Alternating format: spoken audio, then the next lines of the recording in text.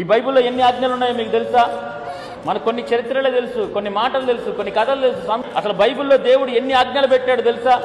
చిన్నపిల్లలకు ఆజ్ఞలు పెట్టాడు, యవనస్తులకు ఆజ్ఞలు పెట్టాడు, ముసలోళ్ళకి ఆజ్ఞలు పెట్టాడు, భార్యాభర్తలకు ఆజ్ఞలు పెట్టాడు, సేవకులకు ఆజ్ఞలు పెట్టాడు, బాప్తిజం పొందిన వాళ్ళకి ఆజ్ఞలు పెట్టాడు.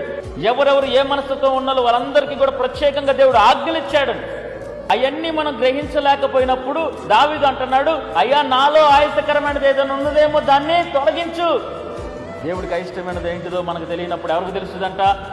ఆయన సన్నిధి ముఖకాంతిలో మన ప్రవర్తన కనపడిద్ది. తేటగా అవుతా ఉంటా ఆయన సారూప్యంలో స్తోత్రం కలుగునుగా. కొరింథీ పత్రికలో అంటాడు, బంగారము, వెండి, గడ్డి, కొయ్యకాలు ఇవన్నీ తీసుకొచ్చి అగ్నిలో వేస్తాడంట. గడ్డి ఏమైపోద్ది? అగ్నిలో వేస్తే కాలిపోద్ది.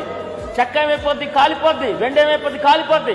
బంగారము మాత్రం అగ్నిలో వేయబడిన తర్వాత, అగ్నిలో కాల్చబడిన తర్వాత సువర్ణముగా మారి హల్లెలూయా ఇంకా మెరుగు చేసుకొని బయటకు వస్తుందంట అగ్నిలోంచి. స్తోత్రం కలుగునుగా. చెప్పండి, నువ్వు గడ్డివా? నువ్వు చెక్కవా? నువ్వు కొయ్యకాలువా? నువ్వు వెండివా? లేకపోతే యేసుక్రీస్తుని కలిగి ఉన్న బంగారానివా?